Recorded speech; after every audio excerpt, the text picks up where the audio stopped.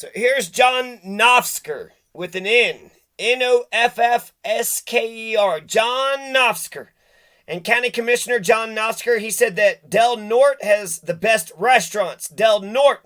And over in Monte, don't say Monte Vista or Del Norte. They'll know you're not from around. It's Del Norte. And Del Norte's got the best restaurants, according to Rio Grande County Commissioner John Noffsker. Who's got the best cheeseburger? Carthurs Roadhouse. Carthurs Roadhouse. Didn't Patrick Swayze have a Roadhouse movie? So John Noffsker, he likes the Colorado Grill. John Noffsker, he likes the Colorado Grill. He gets himself some soup and a sandwich or two there. John Noffsker, he loves to eat beef enchiladas from Baldos Mexican restaurant and from Dos Rios Bar and Grill. Baldos, Dos Rios, Carthurs for breakfast. The Rio Grande County Commission, District Number 2, a.k.a. the RGCCD2. He eats at the Sunflower Grill in Monte Vista. RGCCD2. He likes the barbecue in South Fork. I think he said at the Two Rivers or something. Don't know. Somewhere in South Fork there's some good barbecue. Not Memphis, Tennessee good, but pretty good according to Google Maps in Monte Vista. You got a Pizza Hut and a Godfather's Pizza, a Sonic Drive-In, a Fernandez Taqueria,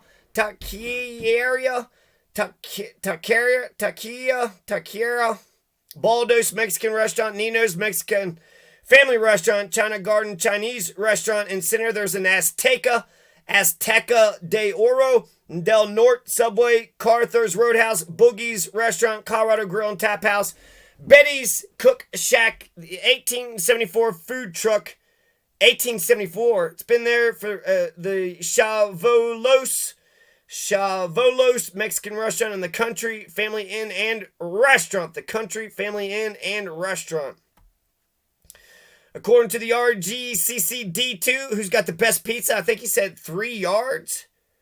3 mards, 3 cards. I don't know. Somewhere in the Rio Grande County, there's a wood-fired stove that's baking up the most best, delicious pizza pies ever. It wasn't Pizza Hut or Godfather's Pizza, but I threw out some ideas to John Noffsker. Abe Lincoln called talking to the public, getting a public opinion bath.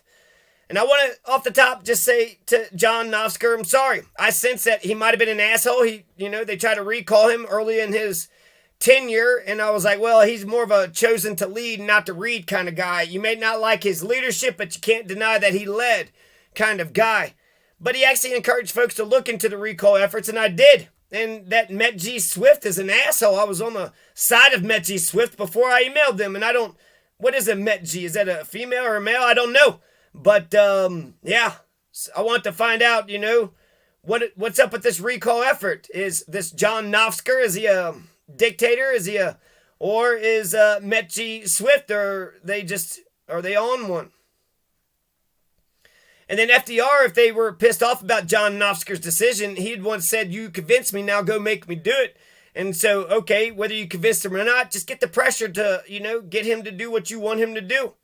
And if you really don't like what he's doing, you can run yourself. It's interesting. Some people will do a recall effort, but they won't run for office themselves. So basically they'll say, we're going to ruin that guy, but you're going to run for something and build and construct. Nah, you're not going to build and construct. Nah, I'm just going to ruin. Okay. Because we need people who build, not just, we got to tear some things down, but we need builders. Once it's all tore down, you got to build, right? So John Noffsker, the GOP County Commissioner, District Number 2, he opposed the RWR to the water, the Douglas County taking water from the SLV. Apparently, Douglas County is impressive for SLV water for now, not at this time, but the RWR and water speculators were pushing Douglas County to drop $20 million onto the project. So that's interesting. That means they might come back around. $50 million for all of our water rights over 6 counties is ridiculous. John Noffsker points out that $50 million doesn't even build a schoolhouse. Wow, so what's a schoolhouse actually cost? I could build a schoolhouse for $1 million, but I get his point. $50 million would go fast. And then once we've sold our water rights, it's gone forever. His baby is Summitville. There's a Superfund EPA. It's an old mining community, but it's just a mess.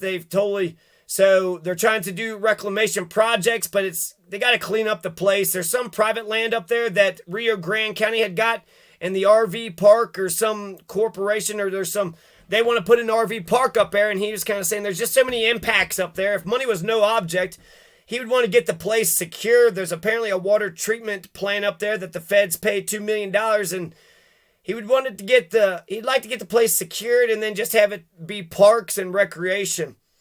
Has it been fun being a county commissioner for the last 4 years for John Noffsker? He says, you know what? It's a 60-hour-a-week job. It's a 60-hour-a-week job for John Noffsker. And he's got to do a ton of research, coordination with the state and the federal agencies, and then those state and federal agencies are just a bunch of disorganized bureaucracy anyways. He had said that he was pressed in. John Noffsker said that he was pressed in